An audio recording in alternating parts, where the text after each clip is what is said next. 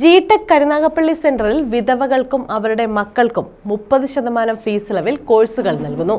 Computer, fashion designing, mobile technician കോഴ്സുകളിലാണ് fees ഇളവ്. March 10 വരെ പദ്ധതിയിൽ രജിസ്റ്റർ ചെയ്യാം.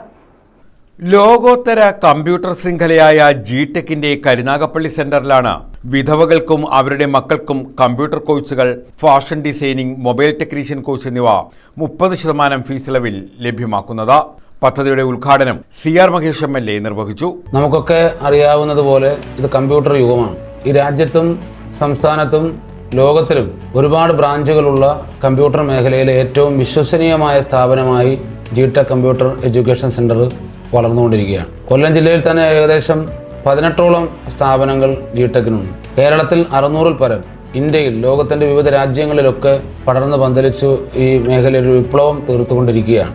എൻ്റെ പ്രിയപ്പെട്ട സഹോദരി അൻസിലയുടെ നേതൃത്വത്തിലുള്ള സഹോദരിമാർ നടത്തുന്ന സ്ഥാപനമാണ് കരുനാഗപ്പള്ളിയിലെ ജി.ടെക്കിൻ്റെ ഈ സ്ഥാപനം. ഏറ്റവും വലിയ ഒരു സന്തോഷകരമായ വർത്തമാനം, നമുക്ക് നാട്ടിൽ ഇപ്പോൾ വിദ്യാഭ്യാസം ചെയ്യണമെങ്കിൽ, ഉപരിപഠനത്തിനൊക്കെ പോകണമെങ്കിൽ ഒരുപാട് സമ്പത്ത് ആവശ്യമാണ്.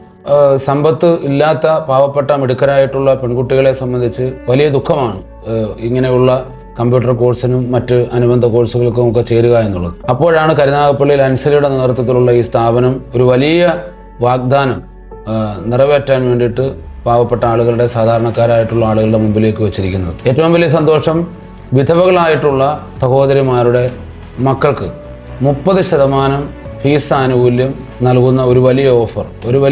പഠിക്കുന്ന കുട്ടികളെ സംബന്ധിച്ച് 30% ഫീസ് ആനുകൂല്യം എന്ന് പറയുമ്പോൾ ഏറ്റവും വലിയൊരു ആശ്വാസവും അനുകൂലമായ ഒരു സമീപനമാണ്. തീർച്ചയായിട്ടും അൻസലയുടെ സഹപ്രവർത്തകരായിട്ടുള്ള സഹോദരിമാർക്കും ഒപ്പം ജി.ടെക്കിനും എല്ലാവിധ വിജയാശംസകളും നേരുന്നു. മാർച്ച് 10 വരെ പദ്ധതിയിൽ രജിസ്റ്റർ ചെയ്യാം. ഉദ്ഘാടന ചടങ്ങിൽ അഡ്വക്കേറ്റ് ലൈൻ മർച്ചന്റ് രൂക്ഷ, Chittumoola Nasar, G Tec Karunagappally centre director Ansila U, G Tec Kollam area manager Ashwin എന്നിവർ പങ്കെടുത്തു.